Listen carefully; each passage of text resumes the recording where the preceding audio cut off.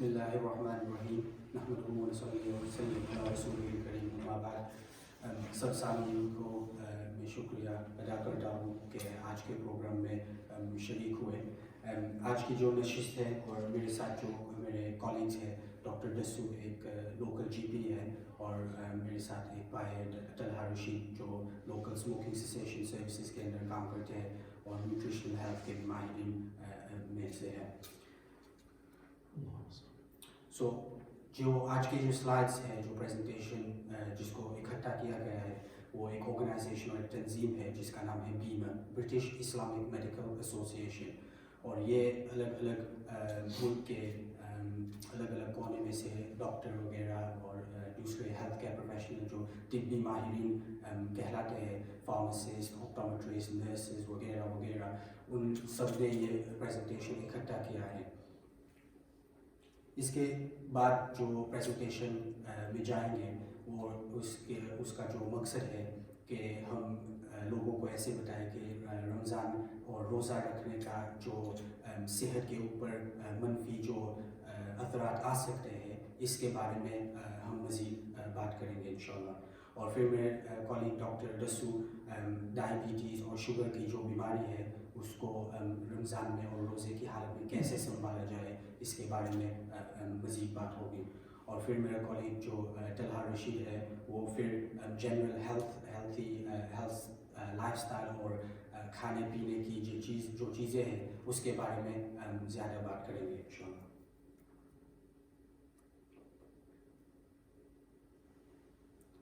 جو پچھلے پروگرامز ہیں برٹش اسلامک میڈیکل ایسوسیشن کے تو مختلف قسم کے پروگرام رکھتے ہیں سال کے اندر, اور اس کے بارے میں یہ کچھ ایگزامپلس ہیں جو حج کے ٹائم پر اور حج کے مہینے میں اندر ڈاکٹر وغیرہ وہ سعودی عربیہ اور مکہ کے اندر بھیجتے ہیں اور وہ حاجی لوگوں کو سپورٹ کرتے ہیں اور ان کا تعاون کرتے ہیں. اور جو ذہنی طریقے کی جو بیماریاں ہوتی ہیں اس کے ساتھ اسلام کے ساتھ اس کا کیسے علاج کیا جا سکتا ہے.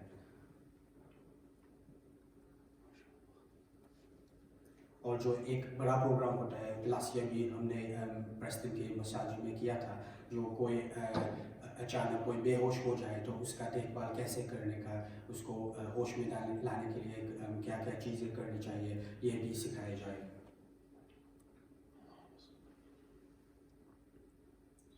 تو ہم سب کو پتہ ہے اور معلوم ہے کہ رمضان میں کیوں روزہ رکھنا ہے, تو اس کے بارے میں ایک یہ اردو کے کا جو سمری ہے اس کے اس سلائڈ کے اوپر ہم نے ڈالا ہے, اور اس کے آپ پڑھ سکتے ہیں. ایک جسمانی اور روحانی تجربہ ہے جس کے لیے بڑی تیاری کی ضرورت ہے.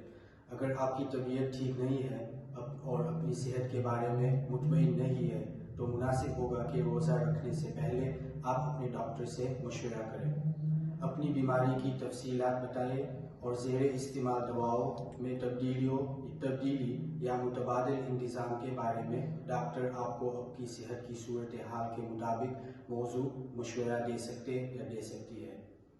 آپ جو کچھ اور جتنا کچھ کھاتے ہیں تو اس کا اثر براہ راست آپ کی صحت پر آتا ہے. اگر درست طریقے سے کھانے پینے سے پرہیز کیا جائے تو اس سے نفس اور جسم کو نظم کا پابند کیا جا سکتا ہے. رمضان المبارک صحت مندانہ طرز زندگی کی اختیار کرنے اور بری عادتوں کو چھوڑنے کا اچھا موقع ہے. اگر آپ احتیاط کے ساتھ روزہ رکھیں اور افطاری کریں تو اس سے آپ کو بہت سے روحانی, جسمانی اور ذہنی صحت کو بہتر بنا سکتے ہیں.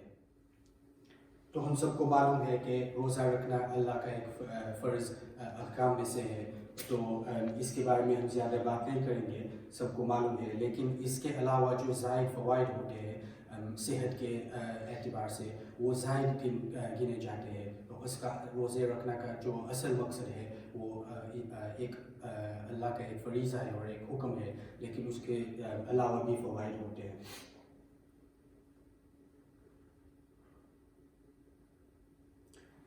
سال میں رمضان کے علاوہ دوسرے بھی روزے ہوتے ہیں, سب کو معلوم ہے. شوال کے روزے ہوتے ہیں, ذی الحجہ کے محرم کے اور ایام البیض 13, 14, 15 مہینے کی جو تاریخ ہوتی ہے اور الگ الگ صوم داؤد بھی ہوتا ہے وغیرہ وغیرہ.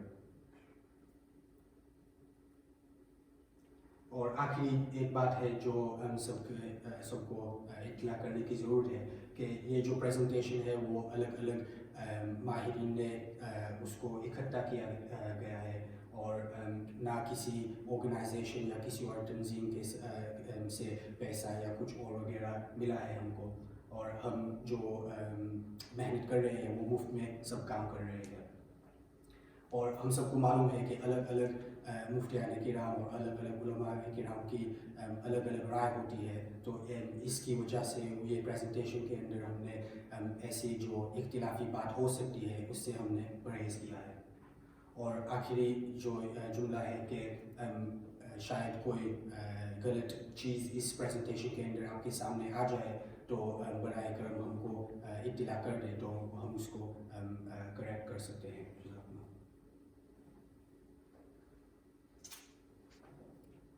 سو مین جو چیز ہے کہ آپ سب کی الگ الگ ہیلتھ پروفیشنل کی جو الگ الگ دوائیں اور بیماریاں ہو سکتی ہے وہ آپ اپنے جی پی یا فارماسسٹ یا نرس کے ساتھ رابطہ کریں, پھر وہ آپ کے لیے ایک پلان بنا سکتے ہیں. السلام علیکم ورحمۃ اللہ وبرکاتہ. سبھی سامعین کو ہماری طرف سے السلام علیکم. میرا نام ڈاکٹر عارف ڈاسو ہے. میں ایک جی پی ہوں جو فیملی ڈاکٹر بھی کہلاتے ہیں یہاں. میں ایک پریسٹن میں جی پی ہوں اور یہ بیان آپ کو پہنچ رہا ہے قوت اسلام مسجد کی طرف سے. ہم بہت شکر گزار ہیں یہ انتظامات کے لیے, اور میری طرف سے اور میری یہ جو چھوٹی سی ٹیم ہے ان کی طرف سے آپ سب کو رمضان مبارک. ابھی تو وائرس کا ماحول ہے, لاک ڈاؤن کا ماحول ہے. امید کرتے ہیں کہ سب آپ گھر میں محفوظ ہوں گے, اور اگر کوئی بیمار ہے تو اللہ ان کو پوری طرح سے مکمل شفا دے, آمین. اور وائرس کی وجہ سے اگر کوئی بھی سامعین تکلیف میں ہے تو امید کرتے ہیں اور دعا کرتے ہیں کہ اللہ ان کی پوری تکلیفوں کو دور کرے اور اس کو منافع میں بدل دے. جیسے میرے بھائی محمد نے, ہمارے کالگ نے آپ کو بتایا کہ یہ پریزنٹیشن رمضان کے اور رمضان اور روزے کے بارے میں ہے, تو میں آپ کو بھی بات کروں گا کہ روزے کی حالت میں ہمارے جسم کے اندر بدلاؤ جو آتے ہیں وہ کیا ہے. تو جسم کے اندر جو بدلاؤ آتے ہیں اس کو دو قسم کے اندر ڈیوائڈ کیا جا سکتا ہے. ایک تو جو ہے وہ روحانی بدلاؤ آتے ہیں. روحانی بدلاؤ جو آتے ہیں وہ اس سے آپ تقوی حاصل کر سکتے ہیں, جو آپ کو مولانا شریف آپ نے بہت بیان سنے ہوں گے اس کے بارے میں, لیکن جو ہم آپ آج کو بتائیں گے آج کے بارے میں وہ آپ کی باڈی کے جو جسمانی حالت میں فزیکل جو چینجز ہوتے ہیں وہ کیا ہوتے ہیں. سو فزیکل چینجز جو اپنے بدن کے اندر ہوتے ہیں, شاید یہ پہلی بار اردو کے لینگویج میں آپ کے پاس پہلی بار پہنچ رہا ہے. امید ہے کہ آپ اطمینان سے سنیں گے, آپ صبر سے سنیں گے, اور آپ کو اس سے بہت زیادہ فائدہ بھی ہوگا, اور آپ اینڈ تک سنیں گے اس کو. تو باڈی کے اندر میں جسم کے اندر جو چینجز آتے ہیں روزے کی حالت میں, آپ اس کو 3 عرصوں کے اندر ڈیوائڈ کر سکتے ہیں. پہلا تو یہ کہ ہم جب کھانا کھاتے ہیں تو ہمارا کھانا ہضم ہوتا ہے, تو اپنے بدن کو کھانے کو ہضم کرنے کے لیے 6 یا 8 گھنٹے کا فاصلہ چاہیے. تو روزے کی حالت میں اپنا جو باطن کا روزہ, فزیکلی حالت میں روزہ جو شروع ہوتا ہے وہ تب ہوتا ہے کہ جب آپ کا کھانا پہلی طرح سے ہضم ہو گیا. روحانی طور پہ تو آپ کا روزہ تبھی شروع ہو گیا تھا جب آپ نے نیت کی تھی, لیکن باطن فزیکلی طور پہ آپ کا روزہ شروع ہوتا ہے آپ کا جو کھانے کا ہضم کا وقت ختم ہوتا ہے تب. تو ہم کھانا کیوں کھاتے ہیں؟ کھانے کا مین مقصد یہ ہے کہ اس کے ذریعے سے اپنی باڈی کو انرجی ملتی ہے. تو مثال کے طور پہ میں آپ کو بول رہا ہوں کہ فیول جو ہے وہ سب کے لیے چاہیے. مثال کے طور پہ موٹر گاڑی ہے یا 2 ویلر ہے، اس کے لیے فیول چاہیے، آپ کو ڈیزل چاہیے، آپ کو پیٹرول چاہیے. اسی کی طرح سے اپنی باڈی کو بھی فیول چاہیے. وہ فیول الگ الگ قسم کی طریقے سے ہمیں ملتا ہے کھانے کے ذریعے. تو جب ہم کھانا کھاتے ہیں تو کھانا جب ہمارا ہضم ہوتا ہے پہلے 6 یا 8 گھنٹوں کے اندر، تو ہماری جو جسم ہے وہ کھانے کے ذریعے سے اس کا فیول حاصل کرتی ہے. اس کے بعد کیا؟ اس کے بعد آپ کو جیسے یہ ڈائیگرام میں پتہ چلتا ہے کہ ایک بار آپ کا کھانا ہضم ہو گیا، اس کے بعد آپ کی باڈی، آپ کی جسم جو ہے وہ اپنا جو اسٹور گلوکوز ہے اس کو استعمال کرتے ہیں. تو اس سے آپ کو پتہ چلتا ہے کہ آپ جب کھانا کھاتے ہیں تو آپ کی باڈی اتنا ہی اس کا استعمال کرتی ہے جتنا اس کو چاہیے، باقی سب وہ اسٹور کر لیتی ہے آئندہ عرصے کے لیے. تو جو اسٹوریج میں جو کھانا رکھا گیا ہے باڈی کے اندر، وہ اس میں جو اس کا حصہ، جو گلوکوز کا حصہ ہے، وہ دوسرے عرصے میں اپنی باڈی اس کو استعمال کرتی ہے. پھر کیا؟ یہ جب ختم ہو جاتا ہے، پھر اس کے بعد آپ کی باڈی جو آپ کا جو چربی جو جمع کی ہوئی ہے، وہ چربی کا استعمال کر کے اس کا انرجی کو بناتی ہے اور اس کو یوز کرتی ہے. تو پتہ یہ چلتا ہے آپ کو کہ ابھی میں نے جو آپ کو بتایا کہ 8 گھنٹے کے بعد آپ روزے کی حالت میں پہنچ جائیں گے. ابھی انگلینڈ کے اندر روزہ تقریباً 17 یا 18 گھنٹے کا روزہ ہے. تو 8 گھنٹے کے بعد تقریباً ابھی بھی 9 گھنٹے بچے ہیں. یہ 9 گھنٹے بہت ہی زیادہ لمبے ہوتے ہیں. تو آپ سمجھ رہے ہوں گے کہ پہلے تو آپ کا کھانا ہضم ہوا، پھر آپ کا گلوکوز بھی ہضم ہو گیا، پھر آپ کی باڈی، آپ کی چربی ہضم ہوتی ہے. یہ تو اچھی بات ہونی چاہیے، بات تو بالکل بہت اچھی ہے، اس کے لیے آپ کی بدن کو فائدے بھی بہت ملتے ہیں. لیکن چند لوگوں کو جو کوئی مریض ہوتے ہیں، کوئی بیماری کے مریض ہوتے ہیں، یہ جو سلسلہ چلتا ہے باڈی کے اندر، وہ کبھی کبھی خطرہ بھی ہو سکتا ہے. تو میرا مقصد آج ہے کہ یہ خطرہ ہو سکتا ہے، کیسے ہو سکتا ہے، کیا ہو سکتا ہے، باڈی اس کی نشانیاں کیا ہے، وہ جو آپ کو نشانیوں کو آپ کیسے پہچان سکیں گے اور کیسے اس کو آپ مینیج کر سکیں گے. تو آگے چلتے ہیں. تو میں نے جیسے بتایا کہ ہضم کی جو حصے ہوتے ہیں، تو روزے کے حالت میں جو ہمیں منافع پہنچتا ہے، فزیکل حالت میں منافع پہنچتا ہے، وہ اسی لیے ہے کہ ڈائجیشن کی وجہ سے. تو پہلے تو یہ سمجھ لو کہ آپ کا پہلے گلوکوز بھی ہضم ہو گیا، اس کے بعد آپ کی جو باڈی ہے، آپ کا جو جسم ہے، وہ آپ کی چربی بھی ہضم کرنے لگے گی. تو ظاہر سی بات ہے آپ کا وزن کم ہوگا، اس سے آپ کا کولیسٹرول بھی زیادہ اچھا ہو جائے گا، اس سے آپ کا بی پی، بلڈ پریشر کی بیماری جو ہے وہ بھی قابو میں آ سکتی ہے. اور آپ کا جو گلوکوز ہے، عام طور پہ لوگوں کے عام طور کے اوپر آپ کا گلوکوز بھی نیچے ہو جاتا ہے، وہ بھی اچھی بات ہے. اور آپ کی جو دماغی حالت ہے، مینٹل ویل بینگ ہوتے ہیں، اس میں بھی بہت منافع ہوتا ہے آپ کو. اور میرے بھائی طلحہ جو آپ بعد میں بات کریں گے، کہ جس کو سگریٹ پیتے ہیں اور دوسرے طریقے کے جو ایڈکشنز ہیں، اس کے بارے میں بھی آپ کو فائدہ ہوتا ہے. اور بہت زیادہ میڈیکل سائنس میں ایویڈنس بھی ہے کہ چھوٹے چھوٹے عرصوں کے لیے روزہ رکھنا بہت زیادہ فائدہ مند بھی ہوتا ہے. تو یہاں لکھا ہے کہ یہ تو سب فزیکل بینیفٹس ہو گئے، جسمانی طور پہ آپ کو منافع ملا ہے، لیکن ہمارا روزہ رکھنے کا مقصد تو روحانی کی وجہ سے ہونا چاہیے، اللہ سے تقوی حاصل کرنے کے لیے ہونا چاہیے. یہ جو باقی بینیفٹس جو میں نے آپ کو بتایا، وہ تو صرف ایڈڈ بینیفٹس ہے، زیادہ طور پہ آپ کو منافع اس کا مل رہا ہے آپ کو. تو میں نے ابھی بتایا کہ آپ کو روزے کی حالت میں رہنے سے فائدہ کیا ہوتا ہے.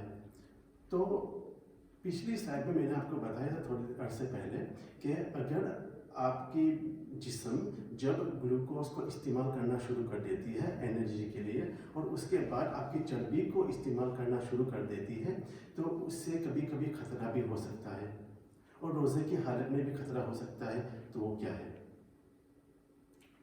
تو پہلے تو یہ ظاہر سی بات ہے، ہم کھانا کے ساتھ پینا بھی بند کر دیتے ہیں تو ڈی ہائیڈریشن ہو جائے گا، مطلب آپ کی جسم جو وہ خشک ہو جاتا ہے. اس کے بعد آپ کا اسٹریس بھی بڑھ سکتا ہے.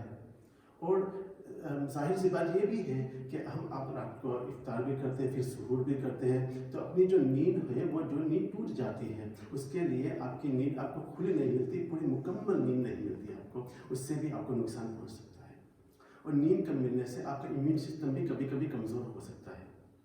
اور اگر آپ کو اندر بیماری ہے کوئی جو میڈیکل بیماری ہو سکتی ہے کہ روزے کی حالت میں وہ بیماری بھی بڑھ سکتی ہے, اس کے لیے آپ کو دھیان رکھنا چاہیے. اور جو بیماری اگر ہے آپ کو, اور بیماری کی وجہ سے مطلب روزے کی وجہ سے اگر بیماری آپ کی بڑھ گئی تو یہ جان لیوا بھی ہو سکتی ہے. آپ کو یہ بات سمجھنی چاہیے آپ کو. تو کون سی بیماری ہے جو روزے کی حالت میں بڑھ سکتی ہے؟ ایک تو ڈائبٹیز, جس کو عام طور پہ شکر کی بیماری بولتے ہیں ہم. دوسری آستما, جو دمے کی بیماری بولتے ہیں ہم, دمہ ہو جاتا ہے. کرونک ہارٹ فیلئر مطلب دل کی بیماری, دل کا دورہ پڑنے سے آپ کا دل کبھی کبھی کمزور ہو جاتا ہے, اور دل کی جو دھڑکن جو ہے اور دل کا جو کام ہے خون کو پہنچانا باڈی کے اندر, وہ کمزور ہو جاتا ہے. اس کو بولتے ہیں chronic heart failure. Chronic kidney disease, مثلا آپ کے گردے کو بھی کبھی کبھی رسک پہنچ سکتا ہے.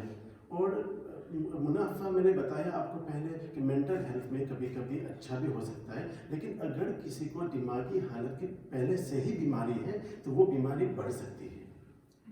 اور گلوکوما بڑھ سکتا ہے. گلوکوما میں جیسے آپ کا بلڈ پریشر خون کا پریشر ہے, اسی طریقے سے آپ کے آنکھ کے اندر بھی پریشر ہو سکتا ہے, جو آپٹیشن آپ کا پریشر چیک کر سکتے ہیں. کبھی کبھی وہ پریشر بھی بڑھ سکتا ہے, وہ بھی کبھی سیریس ہو سکتا ہے. اور دوسری بات ہے انفیکشن. انفیکشن عام طور پہ اچانک ہو جاتے ہیں, جیسے کہ چیسٹ میں انفیکشن, گلے میں انفیکشن, پیشاب میں انفیکشن. اور ابھی جو وائرس چل رہا ہے کووڈ-19 کورونا وائرس, وہ بھی ایک قسم کا انفیکشن ہی ہے. آپ کو پتہ چلنا چاہیے کہ روزے کی حالت میں اگر آپ کو انفیکشن ہو گیا تو وہ انفیکشن بڑھ سکتا ہے اور اس کے کمپلیکیشن بھی زیادہ ہو سکتے ہیں. تو اگر اس حالت میں آپ کو انفیکشن ہو گیا تو بہتر یہ ہے کہ شاید آپ کو روزہ کھولنا پڑے. اور اس کے انفیکشن کا جو علاج ہوتے ہیں, مثلاً طور پہ اینٹی بائیوٹک اکثر آپ کو ڈاکٹر دیتے ہیں. کبھی کبھی دن میں 1 بار 2 یا 3 یا 4 بار بھی لینی پڑتی ہے.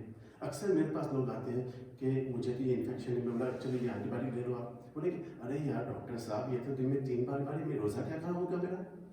بات یہ ہے کہ اگر آپ کی صحت کے لیے اچھا ہے تو پھر آپ کو روزہ توڑنا پڑے گا, یا تو پھر دن میں 1 والی لے لو. لیکن ضروری یہ نہیں کہ یہ 1 والی اینٹی بائیوٹک لینے سے آپ کو پورا فائدہ ہو جائے.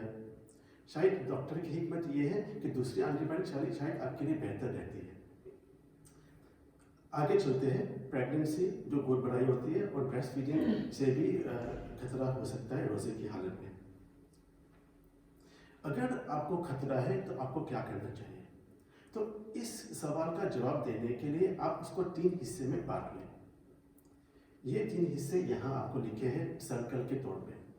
ایک تو ہے کہ آپ کا خود کا بدن, آپ کا بدن آپ کو کیا کہہ رہا ہے. آپ کو کیا کہہ, آپ کو کمزوری ہے, آپ بیمار ہیں, آپ کا بدن آپ کو کیا کہہ رہا ہے. دوسری جو ہے وہ آپ کا ریلیجن آپ کو کیا کہہ رہا ہے. اسلام جو ہے وہ آپ کو کیا کہہ رہا ہے, آپ کو مولانا کیا کہہ رہا ہے, آپ کو جو آپ کے مفتی ہیں وہ آپ کو کیا کہہ رہے ہیں. تیسرا یہ کہ آپ کے جو ڈاکٹر ہیں میڈیسن, ان کی کیا رائے ہے. تو یہ 3 رائے ملا کے آپ کو اس کے بارے میں نتیجے پہ پہنچنا ہے. تو اگر میں آپ کو اس کے سرکل کی مثال دوں تو سرکل کے اندر آپ دیکھیں گے کہ یہ میڈل کا حصہ ہے. اگر 3 رائے مل جاتی ہے اور 3 رائے ملنے کے اندر یہ سرکل مل جاتا ہے تو ظاہر سی بات ہے کہ روزہ رکھنا آپ کے لیے خطرہ ہے, تو آپ روزہ نہ رکھیں. اگر تھوڑا باہر دیکھیں گے یہاں کہ 2 رائے ملتی ہے, اگر 2 رائے ملتی ہے تو آپ سوچئے کہ روزے رکھنے کی جو سیریس کمپلیکیشن ہے وہ زیادہ ہے بینیفٹ سے. اوبیسلی روزے کی بینیفٹ تو کوئی کمپیئر نہیں کر سکتا. میں سمجھ سکتا ہوں روزے کی حالت میں اور روزے کے جو مین نفع ہے وہ تو اللہ ہی جانتا ہے, لیکن ہمیں ابھی جسمانی طور پہ سوچنا ہے. میں روحانی طور پہ ابھی نہیں بات کر رہا ہوں میں. لیکن اگر ایک پرسن ایک ہی سال کا بول رہا ہے کہ شاید روزہ نہ رکھو, لیکن 2 اور بول رہے ہیں کہ دیکھو آپ کے لیے تو صحیح ہے, آپ روزہ رکھ سکتے ہیں, تو پھر اچھی بات ہے کہ آپ روزہ رکھ لیجیے.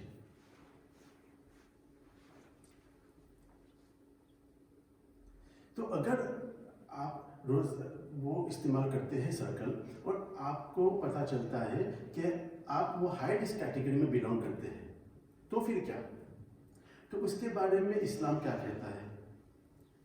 تو آپ کو میرے بھائی محمد نے پہلے بتایا تھا اس آیت، اس کا پورا ترجمہ تو نہیں کروں گا، وہ تو آپ کو سب واقف ہوں گے اس کے بارے میں، لیکن یہ جو انڈر لائن ہے اس کے بارے میں آپ کو سمجھا دیتا ہوں۔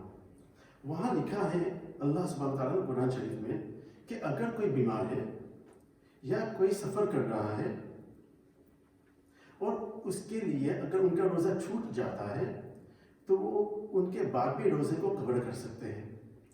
ہم آپ کے اوپر آسانی چاہتے ہیں، ہم آپ کے اوپر ہارڈ شپ نہیں چاہتے۔ اللہ خود کہتے ہیں کہ وہ ہمارے لیے آسانی چاہتے ہیں۔ تو آپ جب اس کے بارے میں سوچتے ہیں تو یہ سوچو کہ قرآن شریف اس کے بارے میں کیا کہتا ہے اور اس کے بعد آپ نتیجے پہ پہنچو۔ تو اس کے بعد بھی پتہ چلتا ہے کہ یہ حدیث شریف میں ہے کہ اللہ آپ سے پیار کرتا ہے اور اللہ ان سے پیار کرتا ہے جو اچانک نتیجے سے نہیں پہنچتے، وہ کنسیشنز لیتے ہیں، وہ ایڈوائس دیتے ہیں، وہ ایڈوائس لینے کے بعد وہ نتیجے پہ پہنچے سوچ سمجھ کے۔ اور اگر آپ روزہ نہیں رکھ سکتے تو آپ اس کے بارے میں فدیہ بھی دے سکتے ہیں، اور کبھی کبھی بعد میں بھی آپ روزہ اس کو کور کر سکتے ہیں، یا تو پھر آپ غریبوں کو بھی کھلا سکتے ہیں۔ تو ابھی ہو گیا ڈائبٹیز۔ تو ہم اب ڈائبٹیز کے بارے میں کیوں بات کرتے ہیں؟ جیسے میں نے آپ کو بتایا کہ روزے کی حالت میں تو بہت زیادہ بیماری کو اثر ہو سکتا ہے، لیکن ڈائبٹیز جو شکر کی بیماری جو ہوتی ہے اس کے اوپر روزے کی حالت میں بہت زیادہ اثر ہو سکتا ہے۔ اس کے بارے میں ہم لوگ الگ طریقے سے ڈائبٹیز کے بارے میں آپ سے بات کروں گا اور آپ سے اطلاع کروں گا۔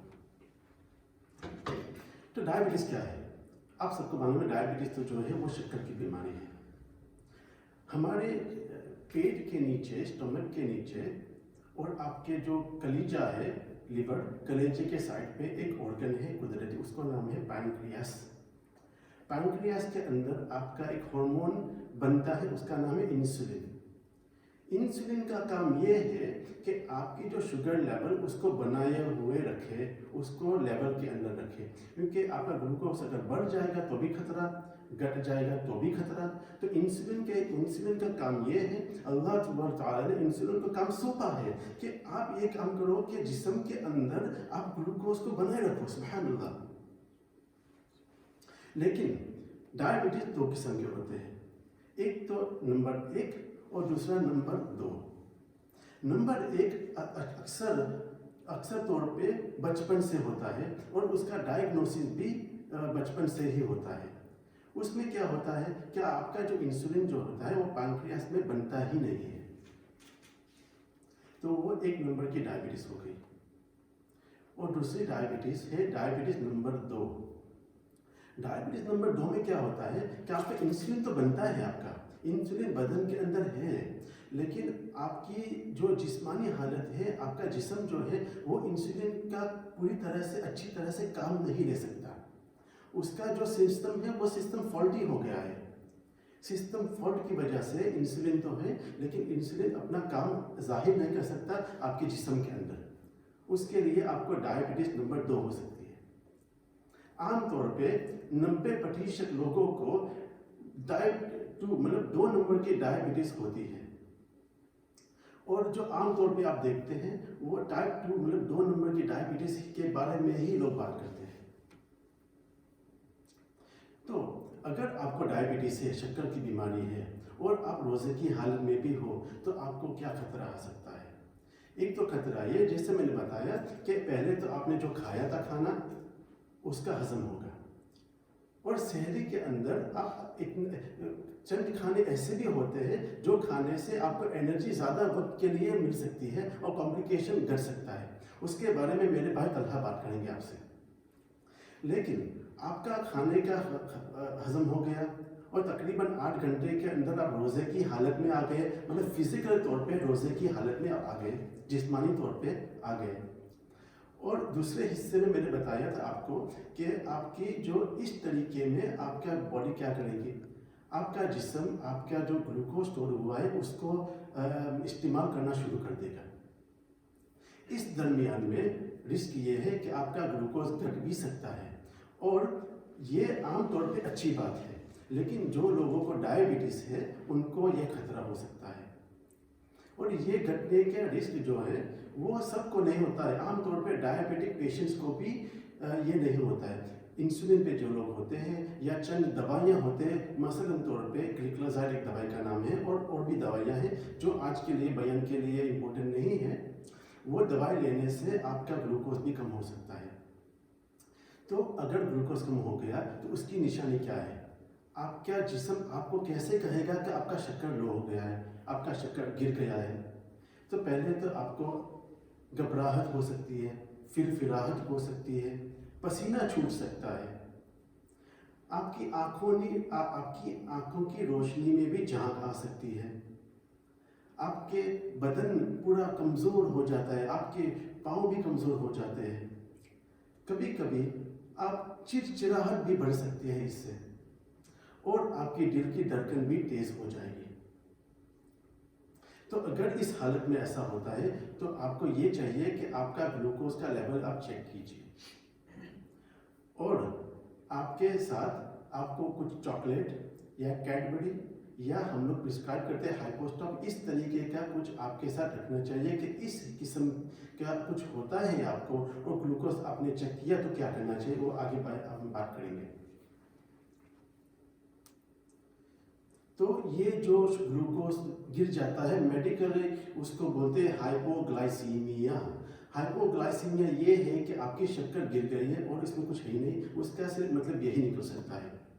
اگر آپ کو اس کا رسک ہے تو مطلب آپ کے ڈاکٹر سے یا نرس سے اطلاع کریں, وہ آپ کو بتائیں گے آپ کی دوائی دیکھنے کے بعد کہ آپ کو ہائپوگلائسیمیا کا رسک ہے کہ نہیں. اس کی اپوزٹ کیا ہے؟ میں نے پہلے بتایا کہ آپ کا ڈائبٹیز گر سکتا ہے, تو آپ کا ڈائبٹیز بڑھ بھی سکتا ہے. ابھی آپ مجھے ایک سوال پوچھ سکتے ہیں کہ ڈاکٹر صاحب ابھی تو آپ نے بتایا کہ روزے کی حالت ہے, ڈائبٹیز ہے, شوگر تو گھٹنی چاہیے, ابھی آپ مجھے بتا رہے ہیں کہ شوگر بڑھ جائے گی, آپ کیا کہہ رہے ہیں؟ اس کا جواب یہ ہے کہ میں نے پہلے آپ کو بتایا کہ ڈائبٹیز جو 2 ٹائپ کی ہوتی ہے, ٹائپ 2 نمبر کی ڈائبٹیز, اس کے اندر آپ کی انسولین کا کام جو کرتا ہے وہ فالٹی ہو گیا ہے. ظاہر سی بات ہے کہ اگر کچھ چیز فالٹی ہو جاتی ہے تو کہ کبھی اوپر, کبھی نیچے, کبھی دائیں, کبھی بائیں پہنچ سکتی ہے, فالٹی ہو گئی نا. تو اس قسم کے اندر, اس حال کے اندر آپ کی شوگر بڑھ بھی سکتی ہے. تو آپ یہ غلط فہمی میں نہ رہیں کہ ڈائبٹیز ہے آپ کو اور آپ روزے کی حالت میں تو صرف آپ کی شوگر گھٹے گی ہی. عام طور پہ تو نہیں, لیکن چند مریضوں میں ان کی شوگر بڑھ بھی سکتی ہے, اور اگر بڑھ جائے گی تو یہ جان لیوا بھی ہو سکتی ہے. تو اگر آپ کی شوگر بڑھ گئی تو آپ کا جسم آپ کو کیسے کہے گا کہ شوگر بڑھ گئی ہے؟ پہلا تو آپ کو پیاس لگے گی. دوسرا کہ آپ عام طور پہ روزے کی حالت میں آپ کے چھوٹا پیشاب جو نکلتا ہے وہ کم ہو جاتا ہے, لیکن اگر شوگر بڑھ جائے گی تو آپ کا پیشاب زیادہ بھی نکل سکتا ہے روزے کی حالت میں. اگر آپ کا عام طور پہ پیشاب کم نکلتا ہے لیکن آج زیادہ نکلنے لگا, آپ کو سوچنا چاہیے اور آپ کو آپ کا شوگر لیول چیک کرنا چاہیے. دوسرا, آپ کو سر درد ہو سکتا ہے, تھکان بھی ہو سکتی ہے, اور کبھی کبھی آپ کی جو منہ کی خوشبو ہے وہ بھی چینج ہو سکتی ہے. ایک سویٹ سی خوشبو آنے لگتی ہے منہ کے اندر سے. تو یہ جب ہوتا ہے, یہ تب ہوتا ہے جب آپ کی شکر کا لیول آپ کے خون کے اندر بڑھ جائے گا. تو اگر بڑھ گیا تو پھر کیا؟ اگر بڑھ گیا تو پھر یہ 2 چیزیں ہو سکتی ہیں. ابھی میں نے آپ کو پہلے بتایا کہ آپ کے باڈی کو فیول چاہیے, جیسے پیٹرول یا ڈیزل. پہلا فیول میں نے آپ کو بتایا کہ گلوکوز جو ہے وہ شکر ہے, وہ باڈی فیول کے حساب سے اس کو استعمال کرتی ہے. دوسرا میں نے بتایا تھا کہ آپ کی باڈی آپ کی جو کولیسٹرول ہے, آپ کی چربی کو توڑ کے اس کو ہضم کر کے فیول کرتی ہے. لیکن اس کو ہضم کر کے کیا ہوتا ہے؟ اس کو ہضم کر کے کیٹونز بنتے ہیں. ابھی یہ آپ کے لیے نیا لفظ آ گیا, کیٹونز. کیٹونز کیا ہے؟ کیٹونز بھی ایک طریقے کے باڈی کے لیے فیول ہے. یہ فیول باڈی آپ کی تب کرتی ہے جب باقی سب فیول ختم ہو جاتے ہیں, تو آپ کی باڈی, آپ کا جسم, آپ کی جو چربی ہے اس چربی کو ہضم کر کے کیٹونز بناتا ہے اپنے کلیجے کے ذریعے, لیور کے ذریعے. اور کیٹونز کا بھی حساب ہونا چاہیے. कीटोन्स जब बढ़ जाते हैं तो फिर वो भी खतरा हो सकता है। आम तौर पे आपने सुना होगा कीटोजेनिक डाइट, लोग जब डाइटिंग करते हैं कीटोन्स वाली, इसमें ऐसा ही होता है, कार्बोहाइड्रेट्स कम कर दो तो आपकी बॉडी में वो तो रहेगा नहीं ग्लूकोज, तो फिर आपकी बॉडी आपका जो चर्बी है उसको इस्तेमाल करेगी, तो फिर आपका वजन घट जाएगा। बात ये है। तो इस बात में वापस इस मौके पे आने के लिए, तो कीटोन्स अगर बढ़ जाएगा तो फिर ये भी खतरा हो सकता है। तो मैंने पहले बताया आपका शुगर बढ़ जाएगा, तो शुगर बढ़ गई, फिर आपके कीटोन भी बढ़ सकते हैं, कीटोन्स बढ़ गए तो फिर आप इस हालत में पहुंच सकते हैं जिस हालत का नाम है डायबिटिक कीटोएसिडोसिस। मतलब डायबिटीज भी बढ़ गया, कीटोन्स भी बढ़ गया और आपकी बॉडी एसिडिक हो गई। ये जानलेवा बीमारी है, इसका इलाज सिर्फ और सिर्फ हॉस्पिटल में दाखिल होने से हो सकता है। आप इसको लाइटली मत लीजिए, ये बहुत आम तौर पे बहुत रेयर है, सबको नहीं होता है, लेकिन अगर किसको इसकी निशानी है तो वो लाइटली न रहो, क्योंकि इसका इलाज करना बहुत ज़रूरी है। उसके बाद एक कॉम्प्लिकेशन है जो शुगर को बढ़ने से होता है, उसका बात है HHS, hyper osmolar hyperglycaemic state. मतलब क्या होता है कि ये जो होता है वो अपनी बॉडी ड्राई, मतलब आपकी बॉडी खुश्क होने की वजह से होता है। जब डिहाइड्रेशन बढ़ जाता है रोज़ा की हालत में, उसके साथ अगर आपका शुगर भी बढ़ जाएगा तो आपको ये हो सकता है। तो मैंने आपको बताया कि डिहाइड्रेशन के बारे में, और दूसरा बताया कीटोन्स के बारे में। तो आपको कैसे पता चलेगा कि आप डिहाइड्रेटेड भी हैं और आपका कीटोन भी बढ़ गया? आपको आपके छोटे पेशाब के जरिए पता चल सकता है। जैसे जैसे आपकी बॉडी डिहाइड्रेट हो जाती है, जैसे जैसे आपके कीटोन भी बढ़ जाते हैं, आपके छोटे पेशाब का रंग भी बदल जाता है। ये देखो, ये जो है वो आपके छोटे पेशाब के रंग है।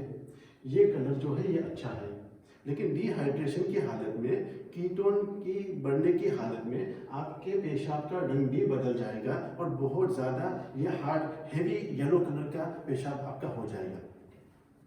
ये एक किस्म पता चलेगी कि आपको ये है। उसके बाद मैंने बताया कि डिहाइड्रेशन के बारे में कि आपका मुंह भी खुश्क हो जाएगा, आपका पेशाब भी कम हो जाएगा और आपको बहुत ज़्यादा प्यास लगेगी। लेकिन आपका पेशाब कम होना चाहिए, लेकिन अगर उसके अलावा पेशाब बढ़ गया वो भी खतरा हो सकता है आपको। तो डायबिटीज़ के बारे में ये तो अभी बहुत लेट हो गया, क्योंकि आप ये सब जानकारी लेते हैं अभी, अच्छी बात है, लेकिन जानकारी आपको पहले से लेनी चाहिए थी। माफ़ी चाहते हैं, आपको अभी ये पैगाम पहुंच रहा है कि आपको है ना आपके डॉक्टर से इत्तला करनी है, नर्स से इत्तला करनी है कि आप रोज़ा रख सकते हैं कि नहीं। और जो राय आपको डॉक्टर के पास से, आपके नर्स के पास से, आपके उलमा के पास से आपको राय मिलती है, वो राय को आपको लिहाज करते हुए, उसकी इज्जत करते हुए आपको आपका फैसला करना है।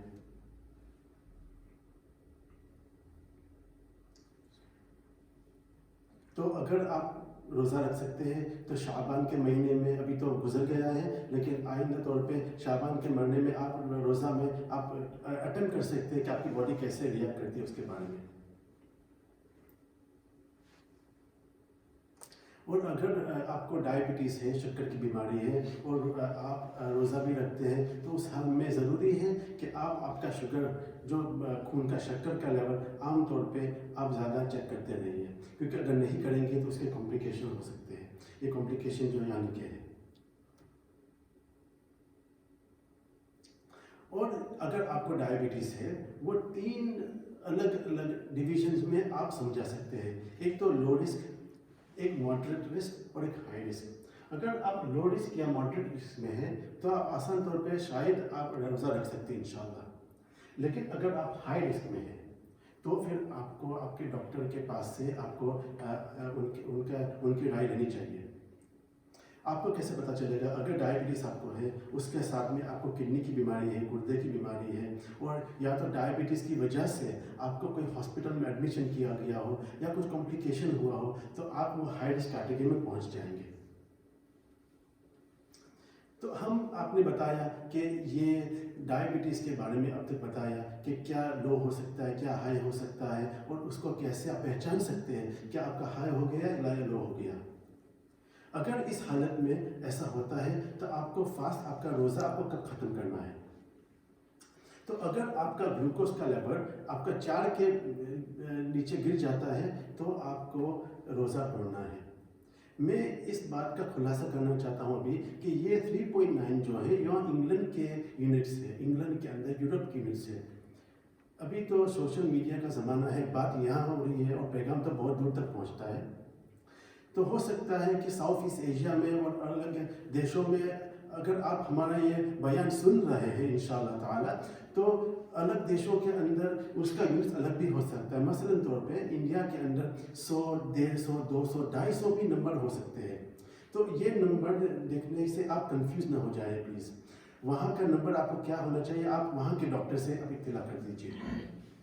تو کہنے کا مطلب یہ تھا کہ اگر 4 کے نیچے گر جاتا ہے اگر تو آپ کو روزہ توڑنا چاہیے، اور اگر 17 سے زیادہ چڑھ بھی جاتا ہے تو بھی آپ کو روزہ توڑنا چاہیے۔ یا تو اگر آپ ڈی ہائیڈریٹ ہو جاتے ہیں، جس کی نشانی میں نے آپ کو پہلے بیان کی تھی، اس حالت میں بھی آپ کو میڈیکل کی رائے یہ ہے کہ آپ کو روزہ توڑنا چاہیے۔ اور اگر آپ انسولین پہ ہیں تو آپ کو آپ کے ڈاکٹر کو اطلاع کرنا چاہیے کہ آپ روزہ رکھ سکتے ہیں کہ نہیں۔ تو یہ بات کہنے کے بعد میں آپ کو میری بات ختم کرتا ہوں، لیکن میں ایک بات کا خلاصہ باقی ہے۔ عام طور پہ پیشنٹ نے مجھے پوچھا ہے کہ آپ نے بتایا ڈاکٹر صاحب کہ 17 سے زیادہ اگر ڈائبٹیز بڑھ گیا ہو تو آپ کو روزہ توڑنا چاہیے، لیکن میرا تو اکثر 17 سے زیادہ ہوتا ہے، تو پھر کیا؟ اس کا جواب یہ ہے کہ عام طور پہ زیادہ تر آپ کا ڈائبٹیز، خون کا شکر کا لیول آپ کا 17 نمبر سے زیادہ ہے تو پتہ چلتا ہے کہ آپ کی ڈائبٹیز کنٹرول میں ہے ہی نہیں، تو اس سے آپ کی رسک بڑھ سکتی ہے، خطرہ بڑھ سکتا ہے۔ اس کے لیے آپ روزہ رکھنے سے پہلے آپ کے ڈاکٹر یا نرس سے آپ ان کا ایڈوائز لیں اور آپ علماء سے ایڈوائز لیں۔ وآخر دعوانا الحمدللہ رب العالمین۔ السلام علیکم ورحمۃ اللہ وبرکاتہ۔ بسم اللہ الرحمن الرحیم۔ میرا نام طلحہ رشید ہے اور میں تقریباً 14 ایئرس سے NHS اسٹاپ اسموکنگ ایڈوائزر ہوں اور تقریباً 7 ایئرس سے کمپلیمنٹری ہیلتھ پریکٹس کرتا ہوں، جس میں نیوٹریشنل تھراپی کپنگ آ جاتا ہے۔ اس کے ساتھ ساتھ جو ہے میرا مین فوکس جو ہوتا ہے وہ اسٹاپ اسموکنگ تھراپی ہے۔ آج جو ہم گفتگو کریں گے، آج جو ہم بات کریں گے اس پریزنٹیشن میں، وہ یہ ہے کہ نیوٹریشنل تھراپی کو سامنے رکھتے ہوئے کون سی چیزوں کا ہمیں خیال رکھنا ہے جس کے ذریعے سے ہم ہماری صحت کو برقرار رکھ سکتے ہیں، بلکہ رمضان کے مبارک مہینے میں اس کو زیادہ امپروو بھی کر سکتے ہیں۔ تو 3 چیزیں جس کے اوپر فوکس ہوگا۔ پہلا ہے نیوٹریشن یعنی خوراک، دوسرا ہے ایکسرسائز، اور تیسرا یہ ہے انڈیویجولائزیشن کا مطلب یہ ہے کہ ہم ہمارے میڈیکل ڈاکٹرز کے ساتھ پہلے مشورہ کریں اگر ہم کو کوئی بیماری ہو۔ جو بھی کمپلیمنٹری تھراپسٹ ہوتا ہے بے شک ان کو ٹریننگ دی جاتی ہے بیماریوں کو پہچاننا، لیکن ان کو پہلے یہ بتایا جاتا ہے کہ آپ اپنے مریضوں کو ڈاکٹر کے پاس جائیں یا کنسلٹنٹ کے پاس جائیں، بلڈ ٹیسٹ کریں، اور اس کے بعد جو بیماری ڈائگنوز ہو پھر اس کے بعد نیوٹریشن، ڈائٹ اور ہربز ریکمینڈ کرے جس سے امپرومنٹ ہو۔ اور یہ بھی ذہن میں ہو، جو پریکٹیشنر ہوتا ہے وہ یہ بھی دیکھتا ہے کہ جو پیشنٹ ہے اگر وہ کوئی دوائی لے رہا ہے، مثال کے طور پہ بلڈ شوگر کو کنٹرول کرنے کے لیے، تو اس پہ پھر نیوٹریشنل تھراپسٹ یہ کرے گا کہ وہ ڈائٹ کو چینج کرے گا، اس کے ساتھ مزید کوئی سپلیمنٹ یا کوئی ہربل ریمیڈی ریکمینڈ نہیں کرے گا جس میں کوئی نیگیٹو انٹریکشن ہو۔ یہ بات میں بتاتا چلا جاؤں کہ نیوٹریشن تھراپی میں ہم کرتے کیا ہے۔ اس میں بیسکلی یہ ہوتا ہے کہ ہم ایک کلائنٹ کو اس کا پورا کیس لیتے ہیں، سمٹمز کو دیکھتے ہیں، اور پھر اس کو سامنے رکھتے ہوئے ہم ایک ڈائٹ ریکمینڈ کرتے ہیں۔ کبھی کبھار ایک ٹیمپری پیریڈ کے لیے ہم کہتے ہیں کہ بھئی ویٹ فری چلے جاؤ، ڈیری فری ہو جاؤ، یا ہم کہیں گے کہ بھئی آپ کو تو ڈائبٹیز ہے اور آپ کو لو جی ایل، لو گلائسیمک لو ڈائٹ ضرور کرنا چاہیے۔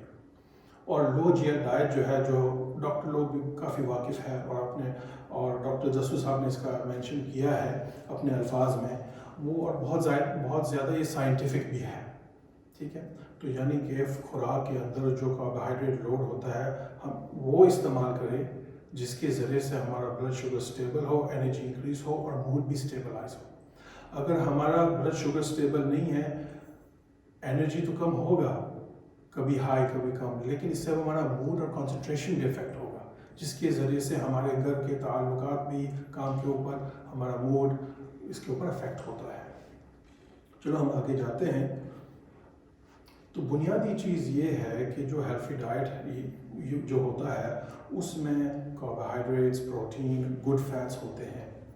جب ہم فیٹس کے بارے میں سوچتے ہیں تو ہم فیٹی ڈائٹ اور نیگیٹو چیز، ہمارے منفی چیز ہمارے مائنڈ میں آ جاتا ہے، لیکن اصل میں بات یہ ہے کہ گڈ فیٹس کا مطلب یہ ہوتا ہے کہ جیسے کہ ٹیونا ہو گیا، میکرل ہو گیا، یہ فش ہے، اس کے اندر گڈ فیٹس ہے۔ اسی طریقے سے والنٹس ہے، اسی طریقے سے فلیکس سیڈز ہے، بادام ہے، اس میں گڈ فیٹس ہوتے ہیں جس کے ذریعے سے ہماری صحت میں اضافہ ہوتا ہے۔ جو ہمارا برین ہے یہ 60% is made up of fats, تو جب ہم گڈ فیٹس کھاتے ہیں تو ہماری برین فنکشن میں بہت امپرومنٹ ہوتی ہے۔ نوجوانوں کے لیے ان کی اسٹڈیز میں امپرومنٹ ہوتی ہے، اور جو عمر رسیدہ لوگ ہیں ان کی مینٹل اسٹرینتھ کو برقرار رکھتی ہے، جیسے اور الزائمرز اور اس قسم کی بیماریوں سے ہو سکتا ہے کہ اس سے بچاؤ ہو جائے۔ بنیادی چیز یہ ہے کہ اچھی خوراک ہو، پانی بھی ہم پیے جس کے ذریعے سے جو کھانا ہم کھا رہے ہیں وہ ڈائجسٹ ہو، اور جو وٹامن منرلز جو کھانے میں ہیں وہ ڈسٹریبیوٹ کیا جائے پانی کے ذریعے سے۔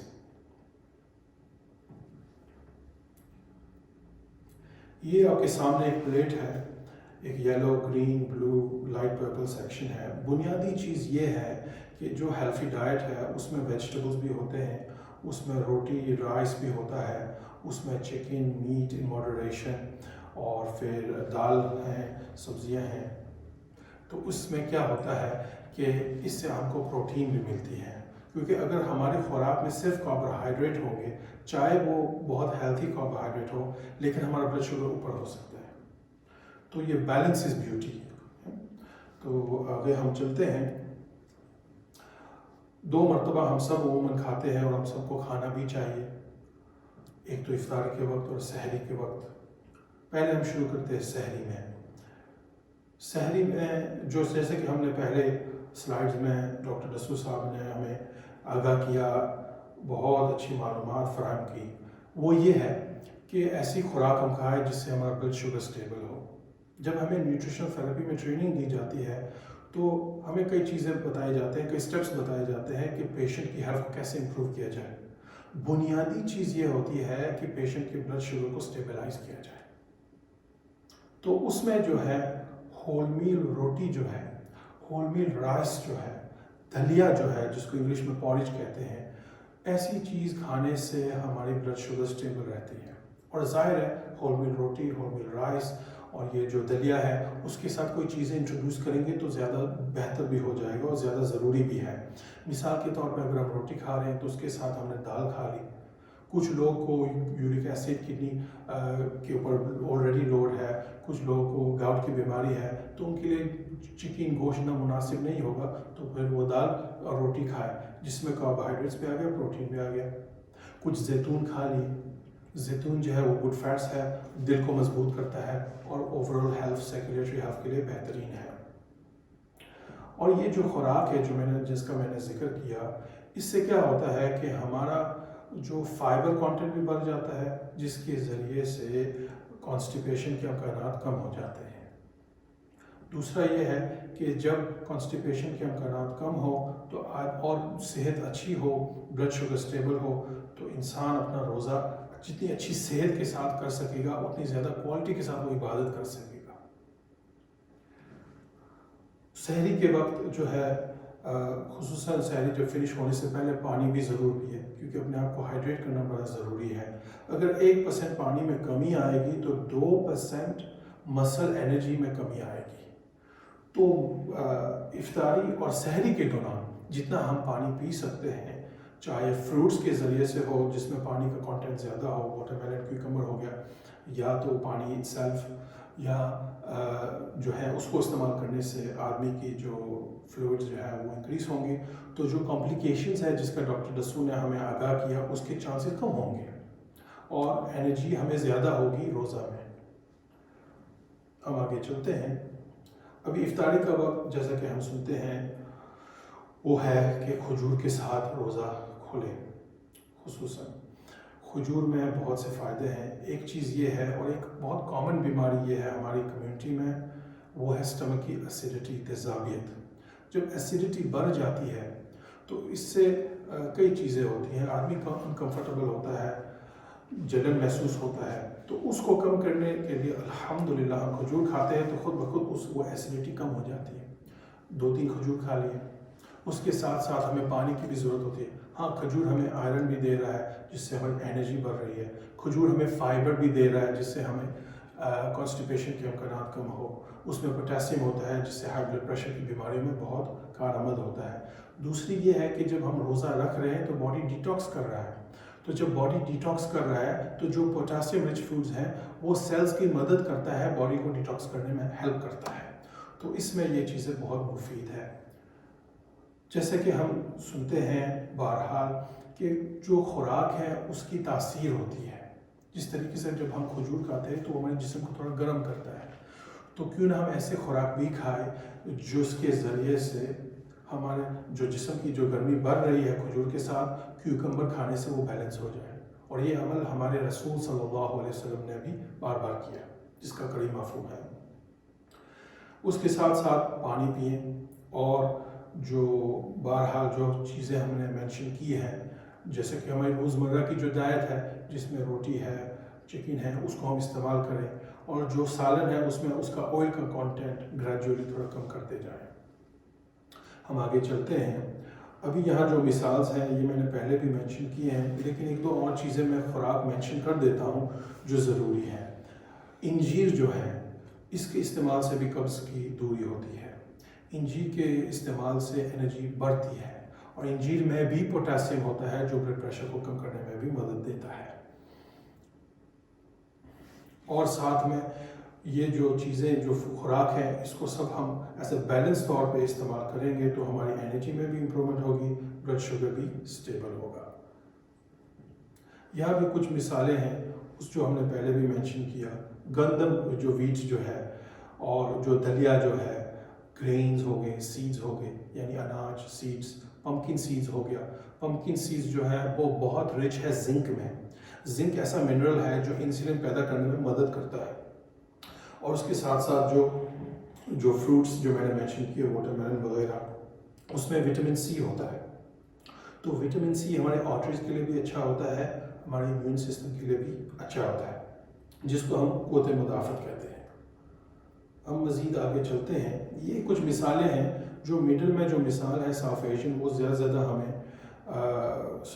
ریزونیٹ کرتا ہے، یہ ہمیں زیادہ فیملیئر ہے. وہ یہ ہے کہ مثال کے طور پہ اگر ہم پہلے مڈل ایسٹرن پہ جاتے ہیں تو ان کے خوراک میں یہ ایگزامپلس ہیں ایسے خوراک کے جو ہماری صحت کے لیے بہت مناسب ہے. فلافل برگرز ہو گئے، کیوکمبر اور پومگرینیٹ سیلڈ ہو گیا، وائٹ بین موساکا ہو گیا، ہرب یوگرٹ رائس سوپ بھی ہو گیا. تو یہ چیزیں مڈل ایسٹرن لوگوں میں زیادہ کھائی جاتی ہیں. جو انڈیا پاکستان ساؤتھ ایشین کے جو لوگ ہیں، بنگلہ دیش کے جو لوگ ہیں، ان میں جو اگر چکن گرل طریقے سے کیا جائے، جیسے کہ میں نے پہلے عرض کیا، دال ہے، ویجیٹیبلز ہے، اس کو روٹی کے ساتھ استعمال کرنا، تو یہ بہت زیادہ مناسب ہے.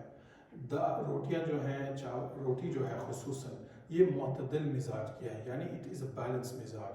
جیسے کچھ خوراک گرم تاثیر والے گرمی پیدا کرتی ہیں باڈی کے اندر، کچھ خوراک ڈائجسٹ ہو جانے کے بعد ٹھنڈک پیدا کرتی ہیں، تو ان کو ساتھ میں استعمال کرنے سے بہت فائدہ ہوتا ہے. الحمدللہ ہماری روزانہ کی جو روٹی کی جو خوراک ہے یہ بہت بیلنس مزاج والی ہے، اور اس میں فائبر، میگنیزیم، بی وٹامنز ہوتے ہیں جو ہماری انرجی کے لیے بہت ضروری ہوتا ہے. اور یہ جو بی وٹامنز ہیں، جن لوگوں کو انگزائٹی ہوتی ہے، بے چینی ہوتی ہے، تو اس کے لیے بہت مفید ہوتا ہے، کیونکہ جو بی وٹامنز ہیں وہ نروز کو بھی نرش کرتے ہیں. اور یہ جو افریقن ڈائٹ ہے وہ موراکن لام ٹاجین ہو گیا، میڈیٹیرین ایگ ٹماٹو، اسکیلٹ وتھ پیٹا، تو یہ ان کی خوراک میں کافی کامن ہوتا ہے. فسولیا، اسپگیٹی اسکواش ود دوکا. تو یہ چیزیں ہمارے اتنے کامن نہیں ہیں، لیکن یہ ہے کہ یہ چیزیں ہیں. اچھا، بنیادی چیز یہ ہے کہ جو ڈیپ فرائڈ فوڈ جو ہم استعمال کرتے ہیں، کوشش کریں کہ اس کو اوائڈ کریں. اگر استعمال کریں تو کم سے کم کریں.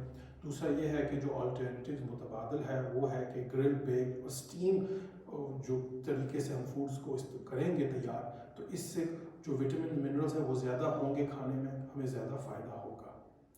دوسرا یہ ہے کہ ڈائبیٹکس عموماً پوچھتے ہیں کہ فروٹس میں بھی شوگر ہوتا ہے، اس سے بھی شوگر خراب ہوتا ہے، تو جو اسٹرابیریز ہے، بلو بیریز ہے، راسبیریز ہے، یہ بہت بہترین ہے بلڈ شوگر کنٹرول میں۔ واٹر میلن میں پانی بھی کافی زیادہ ہوتا ہے، بے شک مٹھاس ہوتا ہے، اس کو تھوڑا سا ہم بیلنس طور پہ استعمال کریں تو ہمیں انشاءاللہ بہت فائدہ ہوگا۔ مزید آگے جاتے ہیں، بنیادی چیز بہت زیادہ ہائی شوگری ڈرنکس جو ہیں، بہت ہائی فزی ڈرنکس، اس سے کوشش کریں کہ ہم کم از کم استعمال کریں۔ کافی جو لوگ پیتے ہیں، اگر دن میں ایک مرتبہ آپ نے چائے پی لی یا کافی پی لی، اٹس فائن، اٹس اوکے۔ ہاں کبھی کبھار کچھ لوگوں کی صحت ایسی ہوتی ہے کہ ان کو بالکل اوائڈ کرنا پڑتا ہے، لیکن جیسا کہ میں نے عرض کیا یہاں ایک جنرل بات ہو رہی ہے۔ ہاں جو لوگ کافی کے بہت عادی ہو، بہت زیادہ پیتے ہو، تو کوشش کریں کہ رمضان سے آنے سے پہلے 4 ویک سلولی گریجولی اس کو کم کریں، ٹھیک ہے؟ تو اس سے پھر مائنڈ بھی باڈی بھی یوز ٹو ہوگا۔ اور جو لو بلڈ شوگر کے پیشنٹس ہیں، اگر وہ ریگولر کھانا ٹائم پہ کھائیں گے، لو جی ایل ڈائٹ یعنی کہ ایسے فوڈس کھائیں گے جو اچھی جو جیسے کہ میں نے پہلے عرض کیا لو گلائسیمک ڈائٹ فوڈس، تو اس سے کیا ہوگا کہ ان کا بلڈ شوگر کنٹرول میں ہوگا۔ اس سے سگریٹ کی کریونگز بھی کم ہوتی ہے، اور اس سے جو کافی کا رجحان جو ہے نا وہ تھوڑا کم ہو سکتا ہے کہ اگر پابندی سے اگر کھانا اگر کم کیا جائے، تو ان چیزوں کا ضرور خیال کرنا چاہیے۔ ہاں ایک چیز میں مینشن کروں گا، جن لوگوں کو بہت زیادہ انگزائٹی ہے، بہت جلدی سٹریس ہو جاتے ہیں، ان کے لیے کافی اور چائے وہ اس کو زیادہ ورس کر سکتا ہے، تو اس کا خیال ضرور رکھیے گا۔ یہ بھی آیا ہے کہ جب لوگ کافین بیسڈ ڈرنکس لیتے ہیں تو 24 آورس کے بعد ان کو انگزائٹی ہوتی ہے، اس لیے جو انگزائٹی پیشنٹس ہیں، سٹریس پیشنٹس ہیں، ان کو کافی سے اوائڈ کرنا چاہیے۔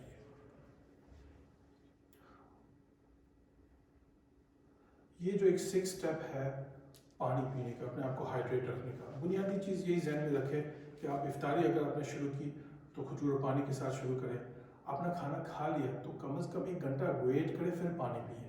ہم کھانا کھاتے ہیں پھر فوراً پانی پیتے ہیں، اس سے اسٹمک ڈسٹربنس ہوتا ہے، اس سے ایسیڈیٹی بڑھ جاتی ہے۔ ہم نے کھانا کھایا، ہائیڈرولک ایسڈ ہمارے پیٹ میں ریلیز ہوتا ہے، وہ کھانے کو ڈائجسٹ کرتا ہے۔ اب وہ ایسڈ ہمیں چاہیے کھانے کو ہضم کرنے کے لیے، خصوصاً پروٹین بیس، میٹ چکن بیس فوڈس۔ اب کھانا ہم نے کھایا، ہائیڈروکلورک ایسڈ اپنا کام کر رہا ہے اسٹمک کے اندر، اب ہم نے پانی پیا تو ہائیڈروکلورک ایسڈ کو ڈسٹربنس ہوتا ہے کہ اس کا کام صحیح طریقے سے نہیں ہوتا۔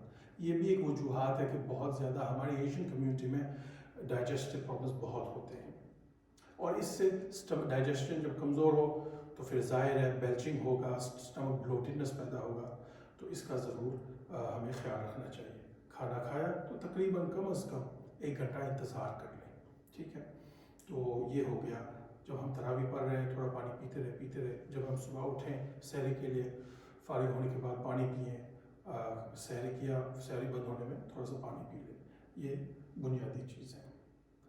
اب روزہ رکھ رہے ہیں، ظاہر ہے جب دن موسٹلی گزر جاتا ہے تو اکثر صحت مند لوگوں کے اندر کمزوری محسوس ہونا شروع ہو جاتی ہے۔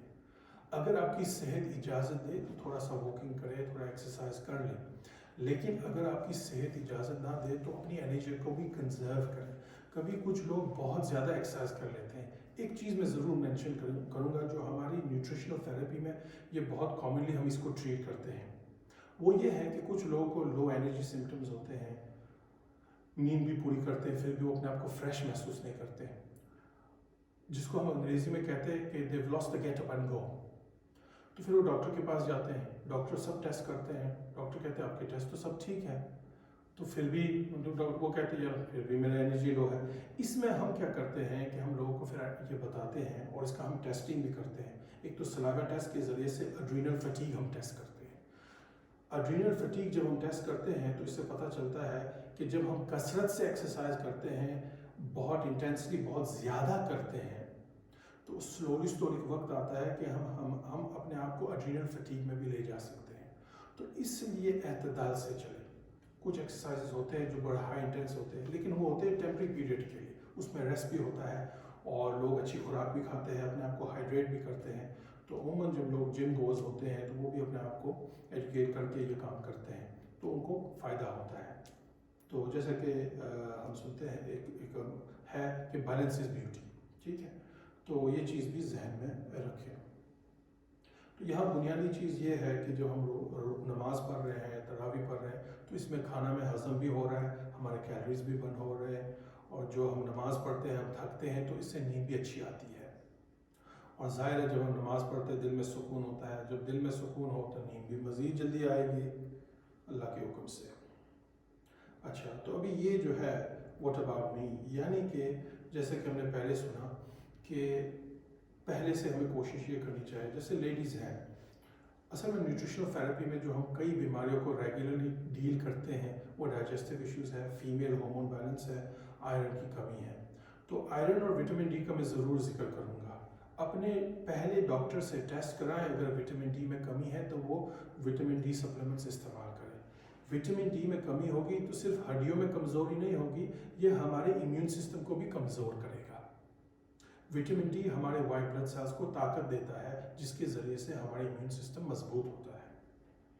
دوسرا ہے کہ اگر کچھ خواتین حضرات ہیں ان کا اگر آئرن لیولز بہت لو ہیں تو پہلے اگر آئرن لیولز لو ہیں، کنفرمڈ ہے کہ لو ہے، تو آئرن سپلیمنٹیشن استعمال کریں. اگر آپ کو کبھی کبھار یہ کامن پرابلم ڈاکٹر بھی سنتے ہوں گے، میں آئرن ٹیبلٹس تو لیتی ہوں لیکن کیا ہوتا ہے کہ مجھے قبض ہو جاتا ہے، تو مختلف قسم کے آئرن ٹیبلٹس ہوتے ہیں، کچھ جلدی ہضم بھی ہو جاتے ہیں اور اس کا اثر بھی بہت اچھا ہوتا ہے. تو اس کے لیے آپ ایک نیوٹریشنل تھیراپسٹ سے بھی یہ معلومات لے سکتے ہیں. تو یہ جو بنیادی چیزیں ہیں، رمضان آنے سے پہلے ایک روحانی بھی تیاری ہوتی ہے، ایک میڈیکل تیاری بھی ہوتی ہے. تو اس سب کو جب ہم پوری کوشش کے ساتھ کریں گے تو ہماری صحت اچھی ہوگی، رمضان بھی انشاءاللہ اچھی گزرے گی. اور ایک چیز جو ڈاکٹر صاحب نے مجھے مینشن کیا تھا کسی چیز کا ایک ریمیڈی کا ذکر کرنے کے لیے جو بہت سمپل ہے، جو ہم استعمال کر سکتے ہیں. جن لوگوں کو بلوٹڈنس ہو اس کے ڈفرینٹ ریزنز ہوتے ہیں، لیکن ایک سمپل چیز جو ہم کر سکتے ہیں کہ فریش پائن ایپل استعمال کریں یا پپایا استعمال کریں. اس میں ایسے انزائمز ہوتے ہیں جو ڈائجسشن کو، خصوصاً پروٹین جو ہارڈر ہوتا ہے ڈائجسٹ کرنے کے لیے، اس کو بہت اچھی طریقے سے ڈائجسٹ کرتا ہے، جس کے ذریعے سے بلوٹڈنس کم ہوتا ہے. اور ظاہر ہے فریش پائن ایپل کے اور پپایا کے اپنے فائدے تو ہے ہی ہے.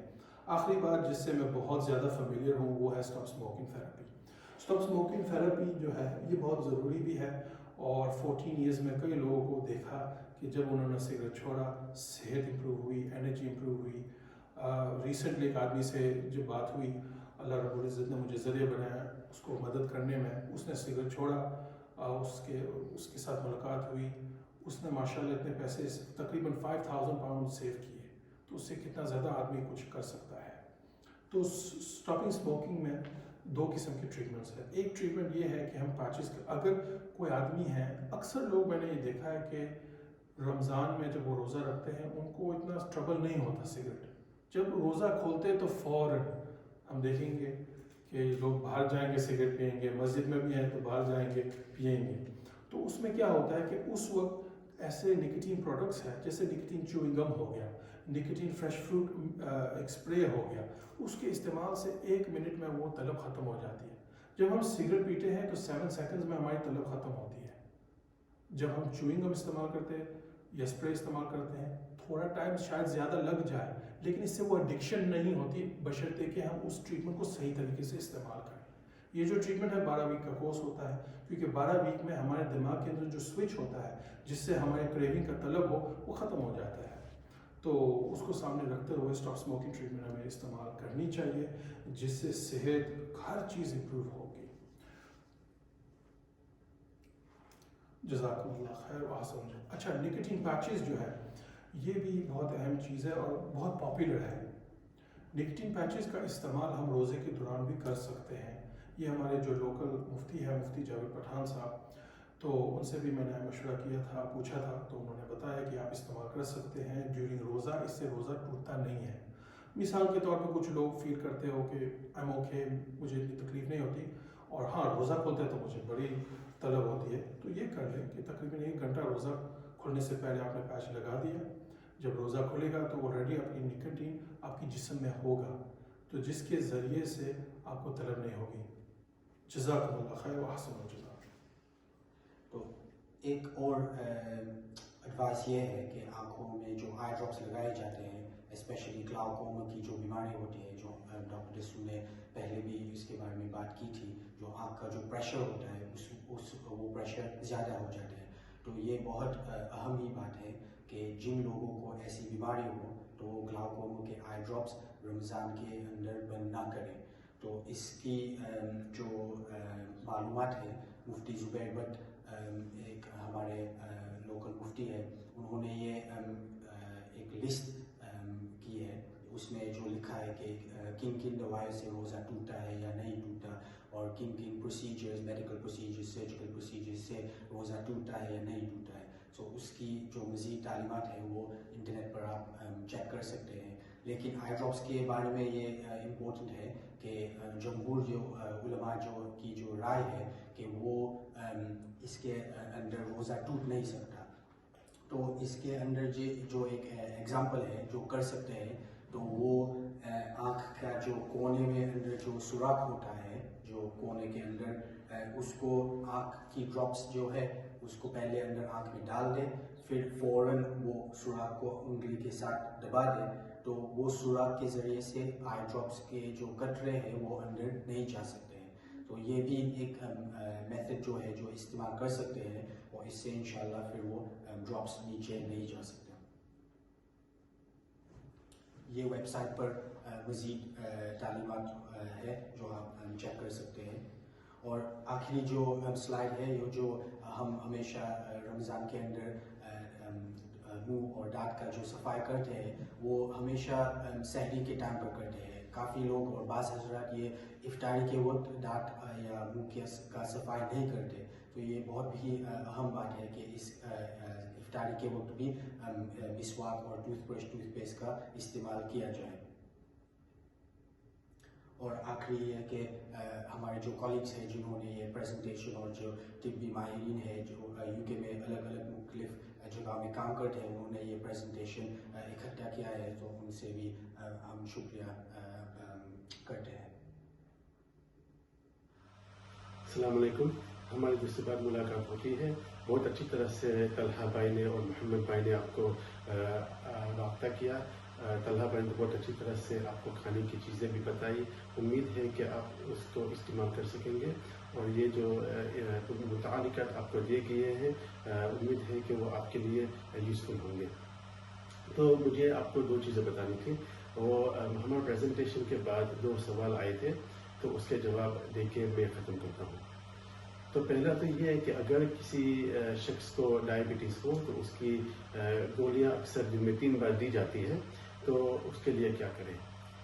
عام طور پہ اس ڈائبٹیز کی گولی جو ہے وہ کھانے کے ساتھ دی جاتی ہے، اور میری ایڈوائز یہ ہے کہ آپ آپ کے ڈاکٹر یا نرس کے ساتھ رابطہ کیجیے اور اس کے بارے میں ان سے بات کیجیے، ان کی ایڈوائز لیجیے۔ لیکن جنرلی اسپیکنگ عام طور پہ کیا ہوتا ہے کہ ہم ایڈوائز یہ کرتے ہیں کہ جو دوپہر کا مڈل کا ڈوز ہے وہ مس کر دیجیے۔ آپ کی گولی 2 میں ڈیوائڈ کر دیجیے، اور سحور اور افطار کے ساتھ آپ لیجیے ڈائبٹیز کی گولی، کیونکہ وہ کھانے کے ساتھ دی جاتی ہے۔ اکثر ایسا بھی ہوتا ہے کہ گولی آپ کو کھانے کے ساتھ یا کھانے سے پہلے لینی پڑتی ہے۔ اگر کچھ میڈیسن ایسی ہے، دوائی ایسی ہے کہ آپ کو کھانے سے پہلے لینی ہے، تو پھر آپ وہ سحور سے آگے لے سکتے ہیں، اور اس سے وہ آپ کا مسئلہ حل ہو جائے گا۔ دوسری بات یہ کہ دوسرا سوال یہ تھا کہ آپ کو روزے کی حالت میں کب اور کتنی بار آپ کا خون کا شکر کا یا بلڈ شوگر آپ کا چیک کرنا پڑے گا۔ ویسے تو اس کے بارے میں کچھ گائیڈنس نہیں ہے، لیکن بات یہ کہنا چاہتا ہوں آپ کو کہ جیسے میں نے آپ کو پچھلی بار بتایا تھا کہ 8 گھنٹے کے بعد جو جسمانی حالت میں ہمارا روزہ جب شروع ہوتا ہے، آپ کا جب کھانا ہضم ہو جاتا ہے 8 گھنٹے کے بعد، آپ ہو سکے تو اس ٹائم پہ اس وقت پہ آپ کا جو بلڈ شوگر لیول آپ چیک کر سکتے ہیں۔ اگر وہ بلڈ شوگر لیول ٹھیک رہا تو آپ کو اندازہ مل جائے گا کہ آپ کا ڈائبٹیز کا لیول روزے کی حالت میں کیسے جا رہا ہے۔ اس کے علاوہ اگر آپ چیک کرنا چاہتے ہیں تو پچھلی بار جیسے ہم نے بتایا تھا آپ کو کہ جب ہائپر گلائسیمیا ہو جاتا ہے، مثلاً طور پہ آپ کا شوگر لیول بڑھ جاتا ہے، اس کی جو نشانی بتائی تھی، یا ہائپو گلائسیمیا ہو جاتا ہے جو آپ کا شوگر گھٹنے کی جو بیماری ہے اس کی جو نشانی بتائی تھی، اگر وہ نشانیوں میں سے آپ کو کچھ ایسا ہوتا ہے تو آپ کا بلڈ شوگر بھی چیک کر سکتے ہیں، اور اگر آپ کا بلڈ شوگر لیول صحیح طریقے سے نہیں رہا تو آپ کو اس کی ایکشن لینی چاہیے۔ آخری طور پہ میں آپ کو یہ بتانا چاہتا ہوں، اس کے بعد میں اپنی بات ختم کرتا ہوں کہ بلڈ شوگر کا ایک اور بھی ٹیسٹ ہے جس کو ہم بولتے ہیں HbA1c۔ وہ بلڈ ٹیسٹ ایسا ہے اور اس کا فائدہ یہ ہے کہ یہ جو عام طور پہ بلڈ ٹیسٹ ہم آپ کو اسکن کے اوپر ڈال کے کرتے ہیں، وہ آپ کو اس وقتی طور پہ جو شوگر لیول آپ کا ہے وہ آپ کو پتہ چل جاتا ہے، لیکن یہ ہیموگلوبن A1c HbA1c وہ جو ہم کبھی کبھی اس کے بارے میں بات کرتے ہیں، وہ اکثر آپ کے ڈاکٹر یا نرس جب آپ ڈائبٹیز کے چیک اپ کے لیے جاتے ہیں تو اس ٹیسٹ کا استعمال زیادہ کرتے ہیں۔ اس کی وجہ یہ ہے کہ یہ بلڈ ٹیسٹ جو ہے وہ آپ کو چند ہفتے، تقریباً 3، 4 یا 6، 8 ہفتے کا ایوریج نکال کے دیتا ہے۔ اس کی وجہ یہ ہے کہ خون کے اندر ہمارے ریڈ بلڈ سیلز ہوتے ہیں، لال کلر کے جو خون کے سیلز ہوتے ہیں اس کے اندر ہیموگلوبن ہوتا ہے، تو ہیموگلوبن کے ساتھ آپ کی جو کبھی کبھی جو چند ٹائپ کی شکر جو اس کے اوپر جم جاتی ہے اور پھر وہ زیادہ عرصے کے لیے آپ کی باڈی کے اندر رکتی ہے۔ اس کی وجہ سے یہ بلڈ ٹیسٹ زیادہ ایکوریٹ ہے کیونکہ آپ کو زیادہ لمبے ٹائم کے لیے ایوریج دیتا ہے، اور اس کو دیکھ کے پتہ چل جائے گا آپ کو کہ آپ کے ڈائبٹیز قابو میں ہے کہ نہیں اور اس کا روزے کے اوپر کیسی اثر ہو سکتا ہے کہ نہیں۔ تو یہ بات کہہ کے میں ختم کرتا ہوں۔ امید ہے کہ ہمارا پریزنٹیشن جو ہے آپ کے لیے فائدہ مند رہا ہوگا اور آپ کو یہ انفارمیشن آپ استعمال کر سکیں گے انشاءاللہ، اور ہماری طرف سے ہماری چھوٹی سی جو ٹیم ہے ان کی طرف سے دوبارہ رمضان مبارک، اور امید ہے کہ آپ کی رمضان بابرکت اور صحیح طریقے سے گزرے گی، اور یہ بھی ہے کہ آپ ہماری جو ٹیم ہے جس نے اس پریزنٹیشن کے لیے ان کا وقت اور خدمت دی ہے، اس کے لیے آپ رمضان کے روزے کے اندر دعا رکھیے۔ جزاک اللہ۔